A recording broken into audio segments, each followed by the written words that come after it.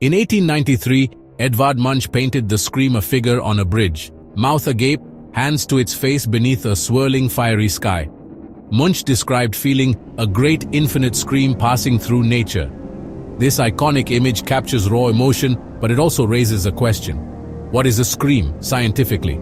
A scream is a pressure wave. A burst of air from the lungs vibrates the vocal cords, disturbing air molecules and creating a chain reaction. These compressions and rarefactions travel outward as a sound wave, an invisible ripple of energy moving through air, water, or even solid ground.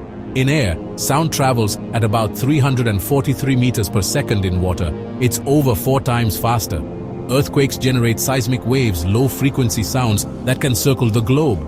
Munch's scream of nature is poetic, but the earth itself can transmit the vibrations of colossal events. History records one such event, a sound so powerful it traveled through air, earth, and ocean, heard thousands of miles away. This was the sound of a volcano tearing itself apart. To grasp its magnitude, we must understand how we measure sound, from a whisper to the deafening roar of the planet. The story of this sound begins not with an artist, but with a cataclysm. What makes a sound so powerful it can be felt across continents? Let's explore the science behind the world's loudest scream and how it forever changed our understanding of sound. To compare a whisper to a jet engine, scientists used the decibel scale, dB, named after Alexander Graham Bell. The decibel scale is logarithmic. Every 10 dB increase means the sound is 10 times more intense. A quiet library is about 30 dB. Normal conversation, 60 dB, actually 1,000 times more intense than the library. This scale lets us measure everything from faint whispers to deafening blasts. Rainfall is 50 dB, city traffic 85 dB, a rock concert 120 dB, the threshold of pain. Prolonged exposure above 85 dB can cause hearing loss. 120 dB can cause pain, and 150 dB can rupture eardrums. A jet engine at 100 meters is 140 dB, far beyond safe limits. The decibel scale helps us understand the risks and power of sound. But what happens when a sound goes beyond anything humans have created? When sound itself becomes a destructive force, that's where Krakatoa enters the story. Its eruption produced a sound that shattered the limits of what we thought possible. Let's see how this volcanic blast redefined the meaning of loud, and why it still echoes in science and history. Krakatoa, a small volcanic island in Indonesia's Sunda Strait, was quiet for centuries. In May 1883, it began to stir. Explosions, ash columns, and devastation signaled something massive was building. Dutch officials and scientists found the island blanketed in ash, its vegetation destroyed. For months, Krakatoa rumbled, a prelude to disaster. On August 26, 1883, a series of massive explosions began, plunging the region into darkness. Tsunamis battered the coasts of Java and Sumatra. The climax came on August 27, 4 colossal blasts, each more powerful than the last. The third explosion, just before 10 a.m., would become the loudest sound ever recorded. Krakatoa's eruption was not just a local disaster, it was a global event. Its sound would ripple across the planet, changing history. The third Krakatoa explosion unleashed the force of 200 megatons of TNT, 13,000 times Hiroshima's bomb.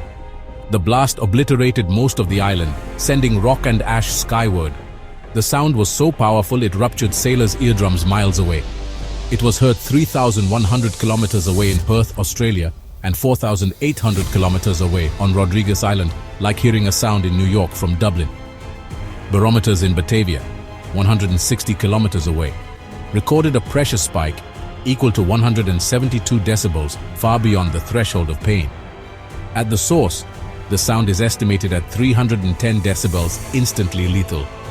The shockwave circled the globe 7 times, recorded by barographs worldwide. The earth literally rang like a bell. This was nature's great scream, a sound that transcended hearing and became a global event.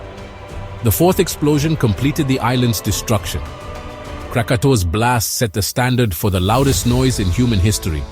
Its effects were felt and heard around the world. The planet would never be the same.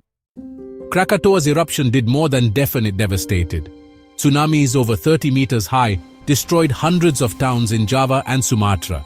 Over 36,000 people died, mostly from the waves. The eruption hurled 20 cubic kilometers of ash and gas into the stratosphere, spreading worldwide. Sunlight was partially blocked, dropping global temperatures by up to 1.2 degrees Celsius for years. The skies turned strange blue and green suns, and sunsets of vivid red and purple, seen across the globe. Weather patterns shifted, causing floods in some regions and droughts in others. Scientists still find traces of Krakatoa's ash in ice cores from Greenland and Antarctica. The eruption was a stark reminder: a single event can alter the global climate. Krakatoa's impact was not just local, but planetary. Its legacy is written in the sky, the climate, and the geological record. The world was changed by sound, by ash, by the power of nature, and its echoes linger to this day.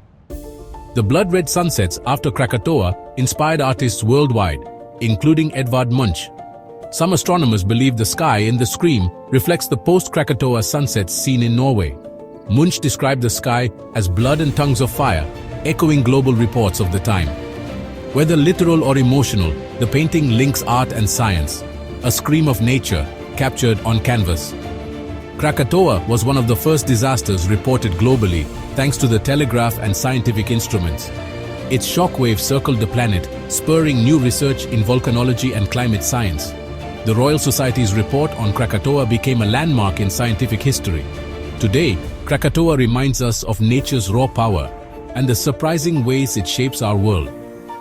It's a story where science, history, and art converge.